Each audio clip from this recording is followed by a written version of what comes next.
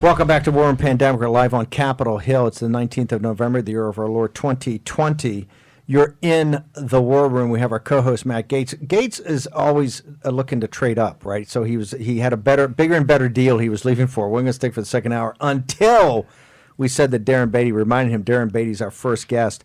And since he says Darren Beattie does 10 times more work at Revolver than he ever did for me, he wanted to be here for the Revolver is the hottest site around, hottest news site. It's the new Drudge. It's actually an opposition. And they've got a great piece up, or they had a piece yesterday, is Fox the Controlled Opposition, which I wanted Darren on to walk through and explain. However, in the middle of that, Darren Beattie, former speechwriter at the White House, and one of the brightest guys we had there, I think Pottinger and General Spalding and Beattie would be the three smartest guys at the White House at the time.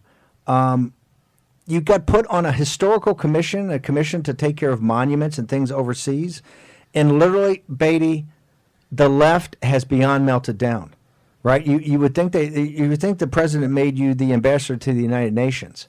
What's going on, and why do you trigger? That's next week. for such a nice guy, why do you trigger such a nice, unassuming guy? Why do you trigger people like this? Well, it's a very good question, and I think I have an answer to that. And it actually, there is an article about the function of journalism from the Columbia Review of Journalism, and it's particularly relevant because they say that the journalist is to have the power to designate enemies and metaphorically put their heads on pikes. They use that same metaphor as what the proper function of a journalist was. And as you and many others know, that's precisely what these fake news hit piece types tried to do to me over 2 years ago, is put my head on a more metaphorical pike. And so to see someone that they've attempted to destroy in that fashion come back and be successful in any way sends a chill down their spine and sends them into a rage, because it demonstrates that they don't have the power that they thought they had and think that they're entitled to. Walk our audience through, what exactly did the president put you on? What's the commission? What do you guys focus on, and why are you particularly a good pick for that? Well, it's a very actually it's a little known board. It's an independent government agency, so that's the real beauty of it, is that Biden won't be able to remove me. So it's a very good appointment, and the purpose of it is actually a very serious and important function that I take very seriously. People have described it as the Holocaust Board because one of its chief and most important functions is to preserve sites in Eastern Europe and other locations that are relevant to the Holocaust, to preserve the memory and such of those sites. But it's not just that. It's also sites related to communism, victims of communism, and other historical and culturally significant events relevant to American citizens. So it's an obscure board, but I take the responsibility very seriously, and I consider it an honor to be named to the board, and I look forward to discharging those responsibilities with my full focus and talents. Hey, Darren, it's your former employer, Matt Gaetz here. And if folks want to read about Darren Beattie, they can. In my book, Firebrand, I actually write about Darren and what a brilliant guy he is and how lucky some of us are to be able to interact with those who can really put together a lot of the political philosophy along with what's going on. And I know that the readers at Revolver News are getting the benefit of your brilliance there as well. Darren, what's happening at Fox News? No, that's a great question, because I think there's still a lot of good people at Fox News, particularly in the evening lineup. But Fox really has made a devastating error, beginning, I think, with the Arizona election call, which is really inexplicable. It was almost as though they were too eager to jump ahead of themselves and declare a state that turned out, whatever the end result might be, it was extremely close and totally belies any justification for calling it in the fashion that Fox did. And subsequently, we've seen all kinds of bizarre events from, principally the daytime lineup of really trying to force this narrative. Oh, Joe Biden, president-elect, nothing awry, nothing remiss here, no serious irregularities, and even kind of scorning people who would dare to suggest that maybe there could be some irregularities when there's certainly circumstantial evidence and maybe even stronger evidence that there are. So it seems like there was some kind of decision made at the top to stick the knife in Trump, and a lot of people have taken notice, and they're hemorrhaging ratings right now, and for good reason. I think it's been coming for a while with some of the programming there. And, Darren, the Ailes era at Fox News was really all about vision. I mean, my sister was a producer at Fox News during the Ailes era, and what she said is that, like, you basically knew from the beginning of the day what was going to be in the A block and the B block of your show. And then what you wanted to do beyond that, was based on the news you were able to kick up. Now, you may love Jeff Zucker, you may hate Jeff Zucker, but that is a man who installs his vision into the programming of every hour at CNN. And right now, CNN is beating Fox News in a pretty substantial number of hours in the head-to-head. So, do you think that it is a lack of vision or a bad vision at Fox now, Darren? I think a bad vision, but a bad vision that is not actuated with enough force such that it becomes confused and could look like a low energy bad. So it's like...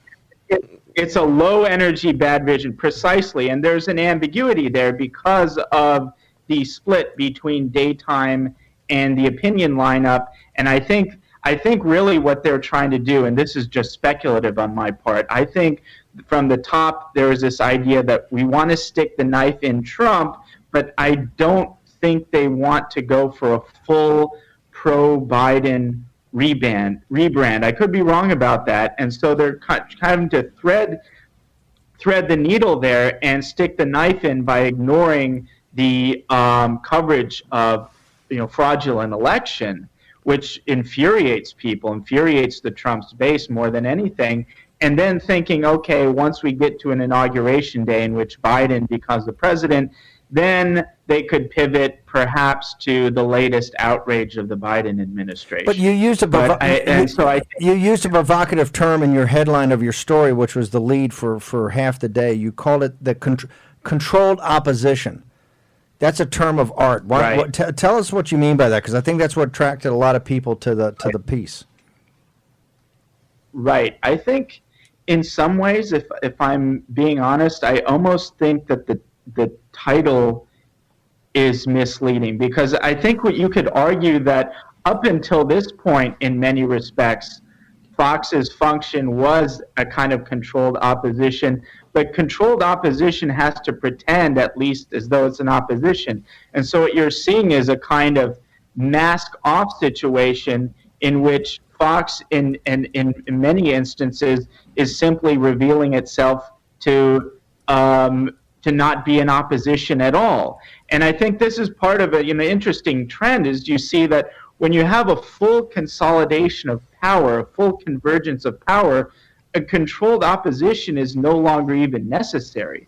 A controlled opposition is at least lip service to some necessity to have a pretense of choice, a pretense of democracy. And once there's a full convergence of power, that pretense is no longer needed. So I actually think what we're seeing is a move away from controlled opposition to overt unilateralism when it comes to the media.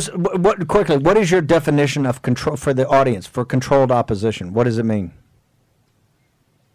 I mean, it's just, I don't have a precise definition, but the basic idea is that people want choice. People want the impression that, oh, I have two or even more things to choose from politically and otherwise. And so the idea of a controlled opposition would be, oh, we want to have Fox, and that will function as a quote-unquote conservative network. And so it gives people an illusion of choice, but really a lot of its function is to block out entire swaths of opinion from polite conversation, because when Fox, the quote-unquote conservative network, says it's so, that blocks everything else out. So when Fox, the conservative network, says that Joe Biden is the president-elect, it's a done deal. The conservative network says it. Even Fox News says that Joe Biden's president-elect. And that's, the typical function of a controlled opposition is basically to control the parameters of discourse. You had something, Greg? Yep, so we've got breaking news out of Pennsylvania. In a win for Republicans, 2,300 absentee ballots are invalid because the signer did not date their absentee ballot. But is this the type of thing at 2,300, you're never going to get there. I mean, isn't this to make you feel better? Oh, he went through and found everything. There was 5,600 ballots. We've done our job. And you go on? So now it's incumbent on the rest of the counties to keep pressing forward on this. What county is that coming from? Allegheny County. Is that so? But Allegheny is the second biggest, right? And back of was it the one Philadelphia's in? Well, it could be extrapolated out to all the other counties, which is the positive thing. Okay. Last thing, Darren, in the write-up about beating you down, it wasn't so much you'd gone to the Mencken, which is a historic conference, or you'd sat next to a guy who eventually had some controversial things he wrote about white nationalism that they pinned you on because you happened to be on the same panel. The thing that got them the most is that you had been writing about the color revolution. I thought this was a big tell. They're reading you. They were most incensed that you had brought up this concept of the color revolution. Talk to people about what it is, why this is now the bigger controversy you're associated with. Right. Well, just very quickly, the color revolution is a specific type of regime change model favored by certain elements of our national security apparatus. And its two chief characteristics are engineered contested election scenario and massive mobilized protests. So I think to many viewers that will seem familiar. The reason it irritates people, really infuriates people, is that it calls out a very specific component of our national security apparatus, these color revolution professionals. And so what we've seen over the course of the past, really since Trump's election, was this really disturbing trend where broader swaths of our own national security apparatus are being repurposed and redeployed domestically to silence and suppress the energies associated with Donald Trump and his victory. And I think it's fairly uncontroversial that once you start rattling the nest of the intelligence community, which really what a lot of this is, you're going to get a lot of blowback. And that's gotten blowback. The New York Times separately wrote an entire piece basically advocating for a reinterpretation of the First Amendment so articles precisely like the color revolution articles at revolver.news could be deemed hate speech and illegal. How did they argue that? What were the key points? Well, the key points was simply using this ridiculous notion of disinformation, which is the new favored censorship predicate of our self-appointed commissars. You know, they used to use things like hate speech. Now they use disinformation, which again falls into this very trend that I'm speaking about. Disinformation is a term of psychological and information warfare that's used in our intelligence apparatus. By using the term disinformation, particularly when they attach it to a charge of Russian disinformation, they're not just saying, I find what this person's saying is abhorrent. They're saying what this person is saying is a national security threat, and they are inviting the force of our own national security apparatus to silence speech in this country. Darren, I got a couple of questions on Revolver. Can you stay over through the break and take a short commercial break? We'll be right back. We've got some questions about Revolver since you guys are on fire. Darren Beattie, one of the leaders over there at Revolver News. He's going to join our co-host Matt Gaetz in the War Room team. We're going to take a short commercial break. We'll return with Revolver News and Darren Beattie in a moment.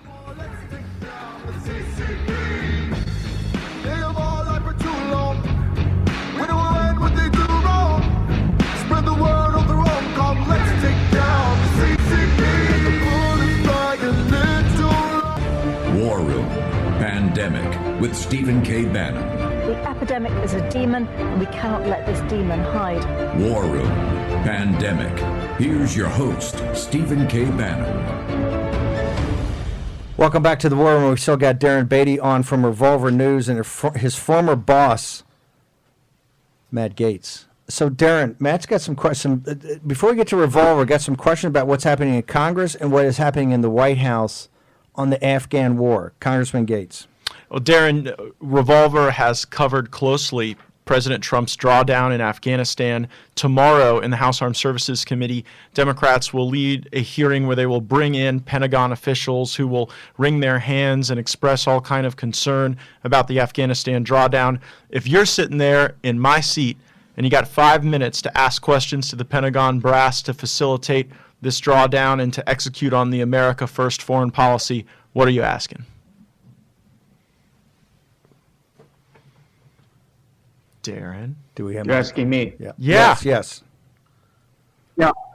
Well, I would ask them what the mission objectives are that, should they occur, they would agree to a withdrawal of troops. That is to say, what these things are really forever wars. And so either you end it or you don't. And I think the American people, the American vets, veterans' families all agree it's time to bring the troops home. And thank God that President Trump has led the charge on this. And thank God that Congressman Matt Gaetz has been brave enough to push for this from very early on. And I think it's about time. And I just wish they were drawing it down to 0 rather than the number that they have Gaetz, now. what's your beef about 2,500 troops? We've only been there 20 years, 19 years. What are we hoping? What's your beef? What are we hoping to win with 2,500 troops that we couldn't do with tens of thousands? Right. Like, please tell me the cave we have to defend with 2,500 that's worth it to them. Because you know what? When America's best come back in caskets draped in flags, when I see these young men who speak multiple languages, who are great family members, who coach the ball team, come back in because we're out there trying to train these Afghans to run their own damn country, and then they turn on our service members, it is heartbreaking. And I cannot justify the maintenance of these low-yield wars. And here's the deal. If they put 2,500 there, then they have to justify the extraction forces, the logistics forces, all the contractors. Absolutely. Someone's going to be selling toilet paper to those 2,500 people. And McMaster's has got a second life on cable every night countering what you're saying. He's saying, you're not including that the force multiplier of the Afghan forces. He says, we may lose 1 or 2 guys months, but they're losing 50 a day. They're keeping the terrorists down. If you bring them out, you're going to have another Al-Qaeda. They'll be planning attacks, and they'll be over here. You represent probably one of the most patriotic areas of the country with a very large, not just active duty military, but tons of vets. Do they have your back on this? Are they united in saying, hey, we just got to pull out, let's just get out? Look, of course, my constituents will go any place you ask them to, and they will lay their lives down. They will die for this country any place they are asked. And because they will go anywhere and fight any foe, it imposes a special obligation on those of us who are entrusted with the power to declare war, to use that power judiciously. And this is the difference between 2,500 and 0 is so important because of the difference between 0 and 1. If we leave Afghanistan, as we should have long ago, I think it would be very difficult for any future president to re-engage in that theater based on the harm it has brought our country over time. And, if we leave some 2,500 troop force there, then there will be elasticity to that force based on circumstances. And, you remember, Steve, our involvement in the Syrian civil war started with 40 guys. Yeah, and then all of a sudden we're embroiled in this sectarian violence where we're funding all sides of the Syrian civil war. And that can continue to be a problem in Afghanistan. So I'm doing everything I can to encourage our president to execute on the values that he knows to be true. And Darren is so good, and readers at Revolver News get the fact that this is all really a grift. And the grift costs the treasure of our nation and the blood of our bravest patriots. But the reason we are engaged in these low-yield, unwinnable wars for unknowable gain for an extended period of time is because people make just a hell of a lot of money on it. And I know I'm not supposed to use any of those words on this air, but it's 100% true. Okay, I want to go to another topic. It's so true. And I'm almost inclined to say that I'd rather figure out what all the big military contractors would make from keeping troops there, figure it out, just write them the check and say, here's your money, let's bring the troops home. Here's what you would have made by the disastrous policy that you're advocating for. Here's the check, go buy your house, bring the troops home. This is here's the net present value. Be happy. Okay, on two topics: Afghanistan and these endless wars, and also the intel that's associated with the coup against President Trump at the beginning. It seems like President Trump, or at least what we hear and see, is that he orders people and says, "I want out of Afghanistan," and it doesn't happen. You still got some residual, and guys are running around, and they know if they can just get past Trump and keep the residual, it'll be fine. The same with the intel dump.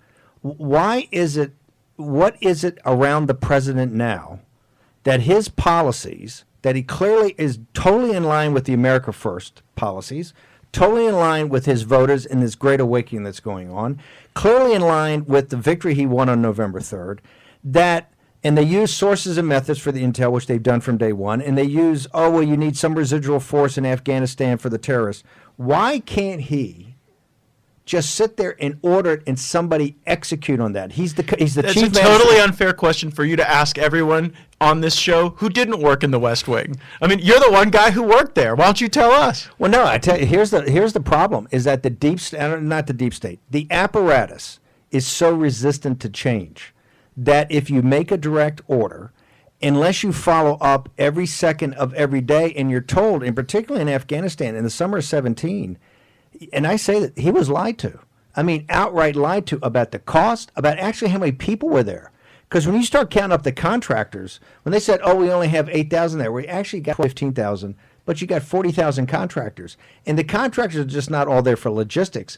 A third of the contractors are contractors out on special projects. Yeah, they're hearing shots fired in anger.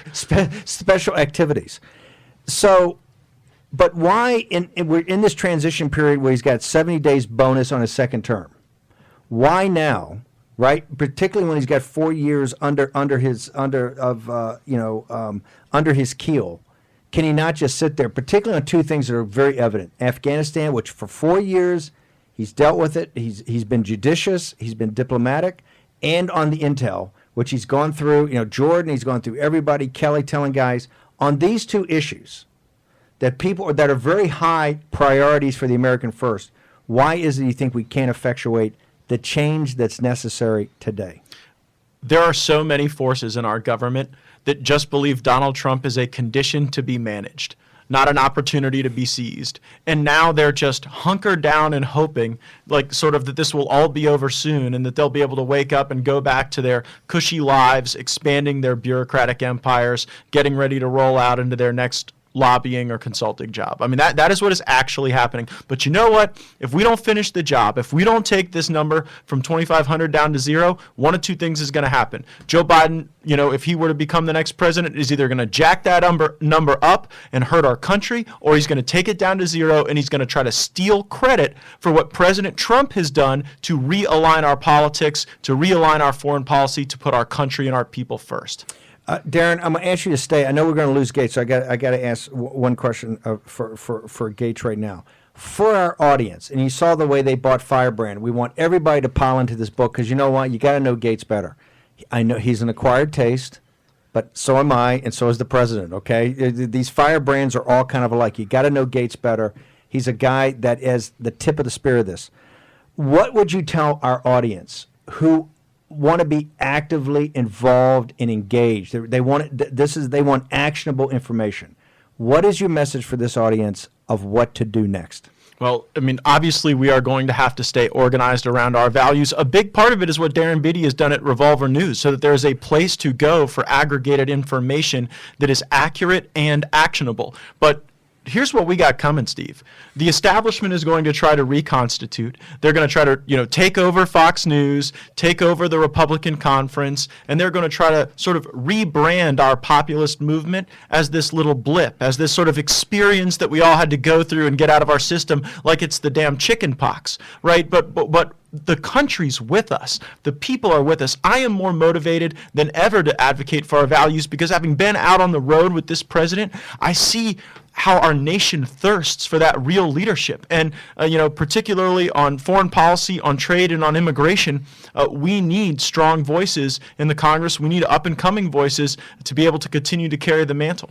If I can summarize, for the president's team right now, you say you got to close on this victory. It's not about the future. It's about now. We must do this now. You focus on Georgia or Wisconsin. If you get one to flip, the rest of the dominoes will fall. One state flips, and those of us who've been telling the truth about fraud get to stand up and say the media has lied to all of you, and now we can prove it. That's when the entire house of cards starts to come down. Take your partisan hat off for a second, but just as a guy that's in Congress, has a unbroken chain of kind of obligations to people that came before you, given what we know today, could Joe Biden ever be considered a legitimate or legal president of the United States? Of course. Listen, if Joe Biden is ultimately sworn in and gets the Electoral College votes, even with this, I am not going to do what the Democrats did. I am not going to spend my time saying that this is an illegitimate president if ultimately he is sworn in. I will give him the respect if that is the case, because I saw what they did to Donald Trump, and I saw the way it hurt our country. It hurt how we dealt with foreign adversaries. It hurt how we dealt with our friends. And so, America first means you have to love this country more than you could ever hate any politician. We just made some news here because Matt Gaetz is taking a different path than we are. But I think that's great. Matt, That's what happens when you're in Congress. You're going to take this hard drive and file impeachment against this guy? I actually have sworn from to never again take a hard drive from Jack Maxey. I still can't get the images out of my mind on the last one you sent me. He's got eyes in the back of it. He's going to hang with us for our next. We got to get into Revolver News. Matt Gaetz has got to leave. The Congressman, thank you very much. Gaetz is trading up. We got a bigger, better deal that showed up. Back in a moment.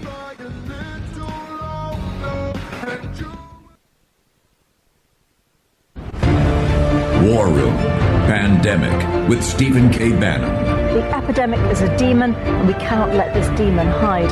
War Room Pandemic. Here's your host, Stephen K. Bannon. Boy, I'm glad I don't have the burden of being in Congress. I'd love me some Matt Gaetz, but we are going to be on different sides of the football. First off, Joe Biden is not going to be president. No. But in that thing that he's illegitimate and illegal and go through this process. But I understand the burdens as a congressman that you have to, I'm not saying pull for all because I don't think it's pulling for all in doing this. But look, Gaetz is his own guy. He's a smart guy. He's one of the leaders. He's a total firebrand. Read the book before. I know people's head. I'm sure people's heads are blowing up in the live hashtag war and pandemic. Knowing this posse as I do, right? I imagine that they're blowing up. I want to turn back though to Darren Beattie. Darren, thank you for hanging in there. Here's a question everybody's got. Walk us through how Revolver's put together. People are so in love with the content that it's not just the way it looks, the way you scroll content up there. It's where you find the buried leads, how you reposition. I mean, you guys are like Andrew at the top of his game, right? Andrew Breitbart at the top of his game. Walk us through, what are you guys trying to do with Revolver? Because it's clearly the alternative for Drudge right now.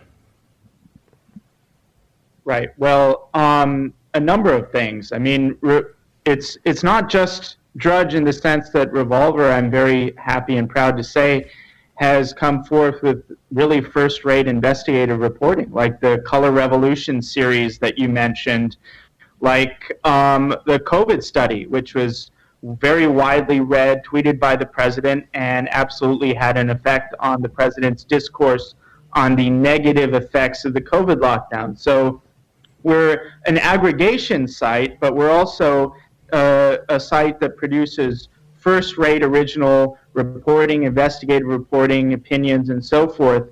And I think that's the special sauce of Revolver, as it were, is that I think you can find the most sophisticated, deeply thought out commentary and ideas anywhere that you'll ever find on the internet, in politics, not just on the right.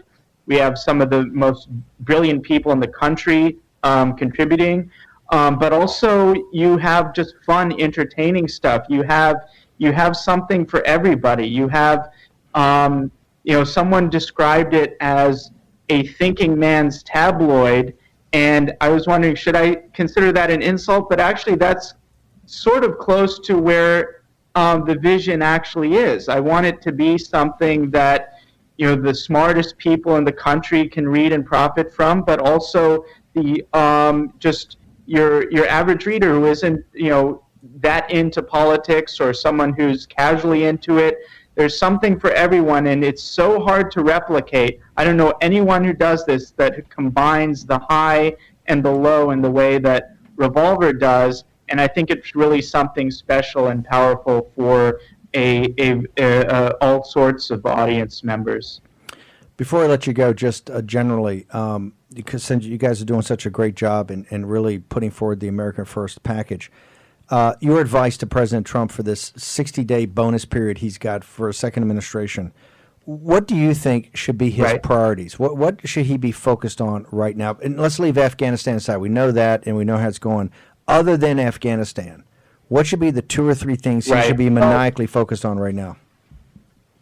Right. Other than Afghanistan would have been by far my number 1 choice. My number 2 choice, which actually isn't strictly in the purview of Trump, but I think it's something that his administration can get done that would be deeply important, is confirming Nathan Symington to the FCC. It's a hugely important role. It's relevant to whether we'll have a free internet or not. There are 5 posts on the FCC. He's going to be one of those 5 in a tiebreaker. He's totally with us when it comes to preserving or really recapturing a free and open internet, without which we have no shot at winning. If we don't have a free internet, if we don't have free channels of information flow, we are not going to win. And so I think the confirmation of Nathan Symington, Trump has done his part, but that would be an amazing thing to have done in this transition period. And I also think he should kind of go scorched earth on things. I mean, I'm sort of in the declassify crowd, hold up the middle finger, because like this whole national security community, this intel community, they've screwed him over from day one, and there are a lot of things that the American people are entitled to know. So I would definitely declassify all types of things that would embarrass his enemies, who are at the same time the enemies of the American people. And lastly, I would focus very strategically on pardons. This might be controversial to your audience, I don't know, but I'm an advocate of pardoning both Snowden and Assange. Again, as a kind of repudiation of the very deep national security state. Give us your logic for Snowden and Assange. Well, I think I view both of them as heroes, as great people, as great journalists. I think, but they're also symbolically, it's the biggest middle finger that Trump could possibly give to the thoroughly corrupt and rotten and malicious deep state that has screwed him over, screwed the American people over, and that deserve the humiliation that would entail in an Assange pardon. And I think it would galvanize a whole faction of the country that would otherwise be not really disposed to like him, but you're really going to get a lot of people on board and say, wow, Trump was the guy who finally did it. That shows a lot of courage and integrity. You're going to get a lot of people who otherwise wouldn't really consider being for Trump or being disposed in that direction at all. So I think choosing pardons wisely would be another factor that I would focus on. Darren, how can people get on your social media? How do you get more access to Revolver News? Yes, I'm on Twitter actively at Darren J. Beattie, DarrenJBeattie. And as always, people can get the latest and the greatest that the national security state hates, that the left hates, pretty much everyone but American patriots and very high IQ people hate, and that is revolver.news. It's the president's favorite alternative to Drudge. All the big people are reading it, and so you should go on there now. You can read the piece on Fox News. It's It's kind of a sensation at this point. So go to revolver.news and check it out. You've really come to your second career here, because in the hit pieces that took place over the last couple of days, you going to the renowned, famed Mencken conference and sitting at a table with some guy who is known as an intellectual, but I guess had written some things on white nationalism, was offset by, it was the Color Revolution piece that actually had him melted down. So you're performing your function.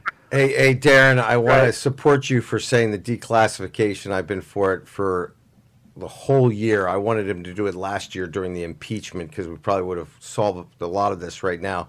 But secondarily, I also want to say congratulations on your new job. You're perfectly suited for it. You've got a great understanding of the Western canon.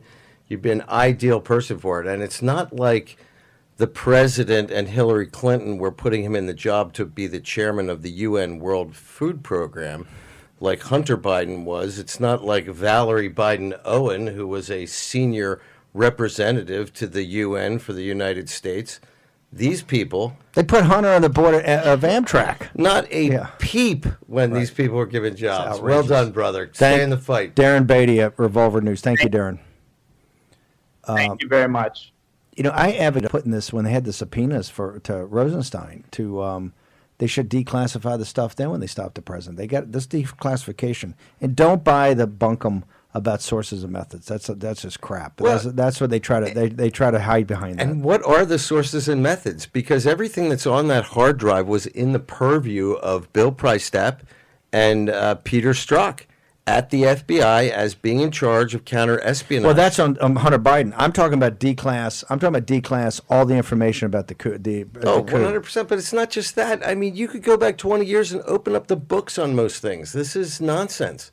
And I also recommend, you say it all the time, go read the Venona trials. They actually have a searchable document. You can put in your next door neighbor who looks askew at you and find whether or not he's in there. I literally went in there and found some parents' friends, friends of mine's parents. It wasn't pretty. Don't cross Jack Maxey. These people you knew at Skull and Bones? Or is it Whiff and Poo? Okay, we had during the time here today, we actually had the task force press conference right after the meeting. Jack Maxey, Mr. Pandemic. What happened was the scarf? Was Ambassador Dr. Colonel Burks there? I actually think Ambassador Dr. Colonel Burks has finally been broken by the whole process. She literally she did not seem confident. She kept talking about, well, there's pink areas and red, and as you can see by the map, it's a moving thing. Now, we can do things. We can wear masks. We can social distance, blah, blah, blah, blah, blah, blah. And then you have the general come out, and he gives a very good analysis about how we're going to move this vaccine around with a combination of working with FedEx, UPS, other vendors. And he pointed out something that I thought was very bright. He said, look, it's not like we don't do this every year with the influenza vaccine. So they're going to get this thing distributed. I have no problem with that. But then you get Fauci comes out, right? Fauci's all excited. The great success of the Moderna vaccine, 95, 96%. He says, this is really, big league time for a vaccine. And we've never done it this quick before. And he said, now I know there's a lot of people out there who think that this was just rushed through and we haven't followed all the guidance. And he said, it's very important that we prove to the American people that we followed all the proper procedures, which on a comparative basis, it's hard to say that they have, which is okay. I understand the emergency nature of it. But then he doesn't follow up with any proof other than like, hey, it's going to be great, And he steps out. Then you have Redfield. I get the impression that all these guys are trying to save their reputations for the histories that are going to be coming back. Redfield comes back. He says it's very important that we not get emotional as we make decisions about this virus, that we have to maintain a scientific distance and make decisions on the facts. And then he reminds the audience that, for example, the CDC back in the spring said that we should not close the schools, K through 12. Goes into a screed about how K through 12 may be one of the safest places in America, that the transmissions that they see in K through 12 are from outside of the schools, not inside the schools. They're very easily controlled. And then he gets caught up in the mumble tank again about, we probably shouldn't get together for Thanksgiving and masks work. This is nonsense, people. It's literally, we're watching this whole thing cascade away before our eyes. Yes, there's going to be some danger as we go into flu season, but we're not seeing the massive spikes in ICU rates, and we're not seeing any kind of change in mortality. If anything, the president's correct. The mortality has been dropping off at the mortality rate has been dropping at the same way that the infection rate's been going in the opposite direction. And this historically has been what most respiratory viruses do. We're going to take a short break, and we'll be back. We're going to have Kylie, Jane, Kremer on about this rally or not rally in Georgia on Saturday. But I do want to, when we come back, I want you to walk us through, which has gotten very controversial, about this study. It was in Denmark, the 6,500 participant study on masks. It's got people melting down. They're rioting in Europe about this. Do we wear them or don't wear them? What does the evidence and the science say? Okay, short commercial break. Back with War and Pandemic in a moment.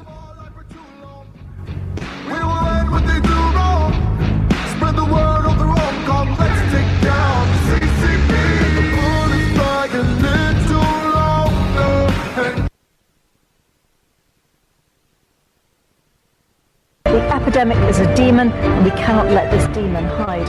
War Room Pandemic. Here's your host, Stephen K. Bannon.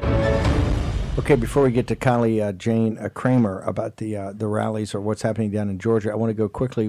Tell me about Denmark. Is it Denmark in masks? Yeah, it was Denmark. They took 6,000, a little more than 6,000 people. They broke them up into two groups, 3 and 4, I think, in each group, if it was exactly even. And they took half the group with masks and half without. They spent a month through April and May, and then they tested everybody to see who had caught the virus. And what they found was that 1.8% of the people who strictly wore masks every day caught the virus. And 2.1% of the people who did not wear masks also caught the virus. So what they're saying is, okay, it doesn't make much difference, but the proponents for masks are saying, well, it's still about a 15% difference.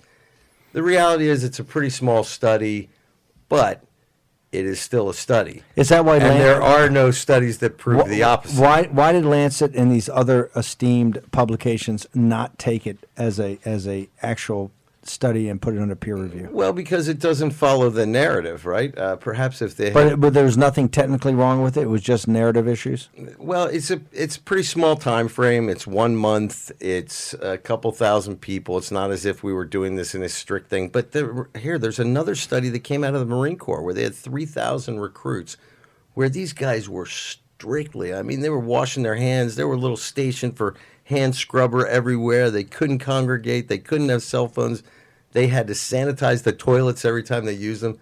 And guess what? They couldn't even control the spread in that environment. There's something, I've said it from the beginning, there's something of an inevitability about this virus and other influenza-like viruses. And the reality is this is spreading. It's rapidly spreading.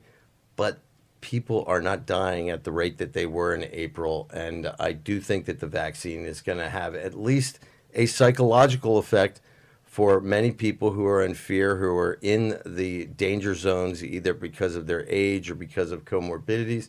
So I think that's a positive thing. You seem to take this vaccine upon the word of these guys that, look, I'm not an anti-vaxxer, but I understand some of the arguments that they have.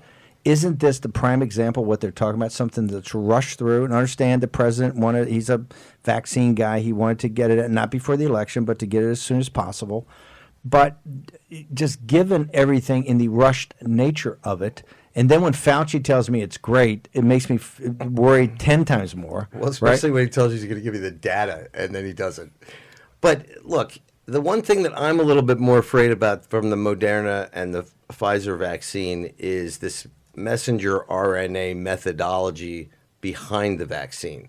We have, I think, 24 other vaccine candidates around the world that are all, and about a third of them are in almost the same level of study that this one is. So what's going to happen 6 months from now? There's going to be probably a dozen approved vaccines on some level.